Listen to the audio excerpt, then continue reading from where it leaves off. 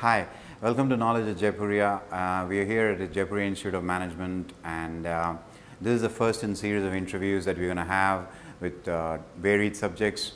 The first person we're going to be interviewing is Dr. Anurag Singh, and he is one of the professors of finance here.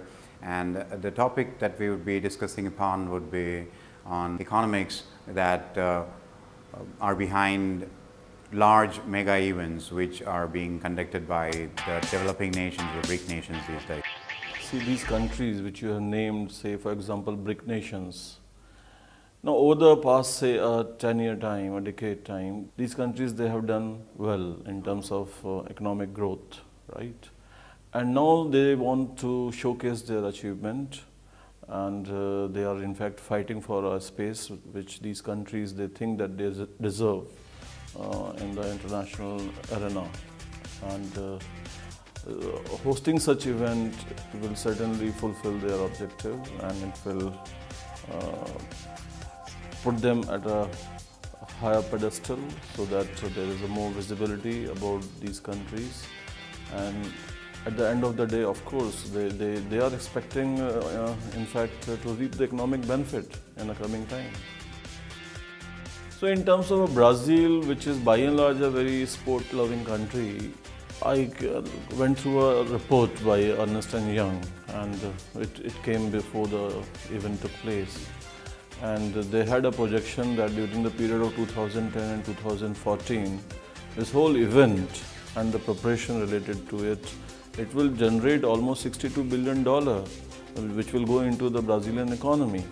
And almost the federal tax and the municipal tax which the government is going to reap, that is going to the tune of almost say $10 billion, right? And not only that, almost $50 billion will be there spent in order to organize and to get the infrastructure at place. So certainly, I mean, this is something, a kind of a major booster dose to the Brazilian economy. What I see that they think that such holding or hosting such events is good for them in the long run. Patriotic fervor regarding this element, I would say that it will be more seen in the country which is hosting, a country which are participating. But as far as the other benefits are there, perhaps every stakeholder or every nation has something to draw out of it. For example, big MNCs or the companies which are into manufacturing sports-related gadgets or goods, right? They have a roaring business. And if you have been to any sports shop during the FIFA, you will find all the whole range of jerseys and the studs they were missing. I mean, they were selling like a hot cake. And many companies which are into e-commerce like Amazon or eBay or Flipkart or Snapdeal, they were selling the things through online. In fact, they did a roaring business. So of course, and just why only to stick to the sports goods? Even say electronic gadgets, television, number of televisions sold during this period, I mean that is too high. And even countries like Japan, which had no say in the game, probably the people from the Sony corporations, they must be laughing their way to the bank, right? If you see the virtual world, then of course almost in every country, in fact, they are going to gain something out of such events. See, any mega events, certainly it again give a boost to the tourism of the host country. For example, this Brazil, they were expecting almost 0.6 million tourists to visit Brazil during a month-long event.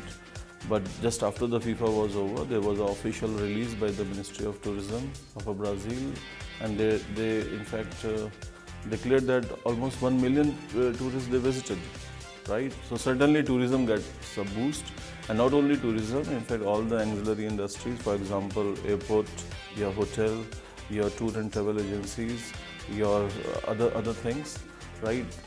Culture, food and restaurant and road conditions, and so they all in fact they are basically improved. The more and more kind of awareness, people now they are more into spending, they are more love traveling, And so you will find that every time with every passing one mega event to another mega event, that more people are visiting, right? So of course this whole virtual thing is basically creating a more awareness also. So people are more aware, and now they don't want to in fact confine and to their living room and see it on television. They are basically growing rich, and they want to be present at the place of action. Of course, we see that India is a part of a BRIC nation, which is basically a collegium of countries which are doing economically very well. But still, if you compare India with other BRIC nations, we just come at the lowest pedestal. Because, say for example, if I have to tell you in terms of the median per capita income per year, then Russia, it is somewhere around $4,000+ per year, and in terms of India, it is $600 and almost $16 per year. One thing that economically probably we are not ready for it, and secondly, even if you see India, forget about the cricket, that is an exception. Otherwise, India is not very sport-loving country, right? Although Brazil also, it's not very economically very sound. But if you see average Brazilian, they are a great fan of football as a game, and there's a lot of fervor, right? And similarly, you see other countries, for example, Australia, right? It's altogether, it appears as if the country is full of sports persons, right? But that is not that, we cannot say the same thing for Indians, right? So even by whole nature, I mean, we are not very sporty kind of a people or sport-loving kind of a people. So probably, even if you are trying to draw some economic mileage out of it, probably a little far-fetched. That was the interview, and hope you have enjoyed the whole 10-15 minutes that you had with us, and we hope that you will go ahead and subscribe to our channel as well as like what you saw. Thank you very much.